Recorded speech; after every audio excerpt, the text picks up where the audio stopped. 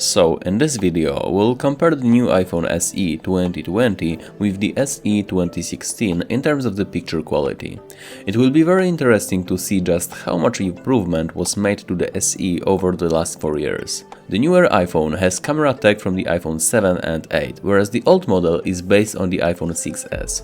Without further ado, let's see how big of an upgrade it is.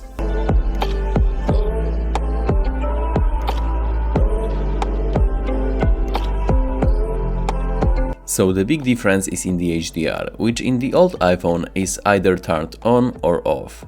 It's been already quite a while since they've changed HDR to work a bit differently. So the new SE always, or almost always, uses HDR processing when taking pictures. And look for yourself, results doesn't lie, you can see much more things exposed both in highlights and shadows. Once again, we have a bit more details in the sun area and in the ground compared to the old SE, other than that they are similar.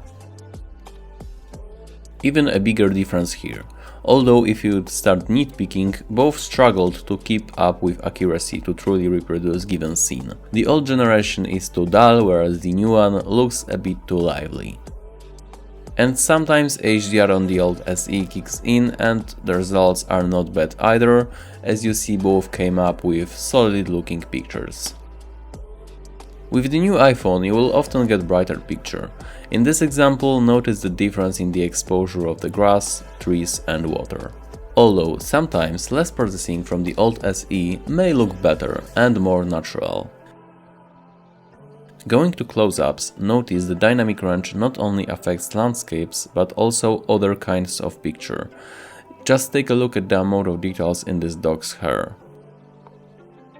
Apart from all of that, I want you to notice how similar they are in terms of the color science.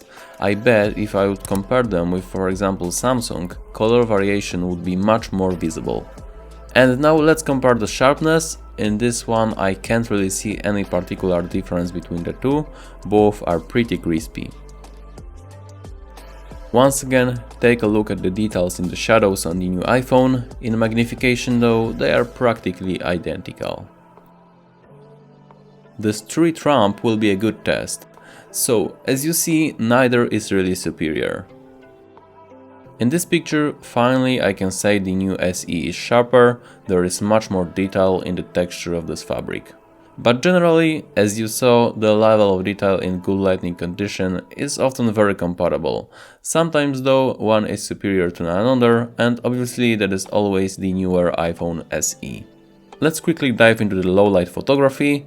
Looking at this ground area, the SE 2020 looks significantly brighter. Same difference in this one. Also, if you look closely, there is a noticeable amount of noise, especially in the sky area on the old model, which I can't see on the new one. At first glance, the picture from the old SE is brighter, but you can't really say it looks better. It's pretty soft when looking at the ground and grass area, and overall, again, there is quite a lot of noise. Also, remember when I said how the new iPhone SE almost always uses HDR? This is the case here.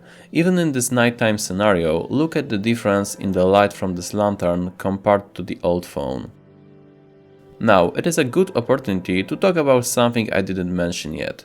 The new SE completely destroys the old one when it comes to the autofocus performance. Even in these conditions, the new iPhone is able to do the job, which can't really be said about the other one. Don't forget, neither of them is low light king, and both lack night mode. Just for the comparison, look at what you can get with night mode. In this case I've used the Samsung Galaxy S10. It depends whether you really need that or not, but personally I think it is a nice feature. In conclusion, the biggest difference between iPhone SE 2020 and 2016 lies in the HDR, which I consider better on the new SE. This can seem like a minor upgrade, but is often very noticeable both in landscapes and close-ups. The low light performance and autofocus also got improvements. That said, still, I would expect a bigger difference in the picture quality considering this 4-year gap between each generation. Let me know which one you think is better. If you like this video, consider watching my other stuff. See you in the next one. Peace.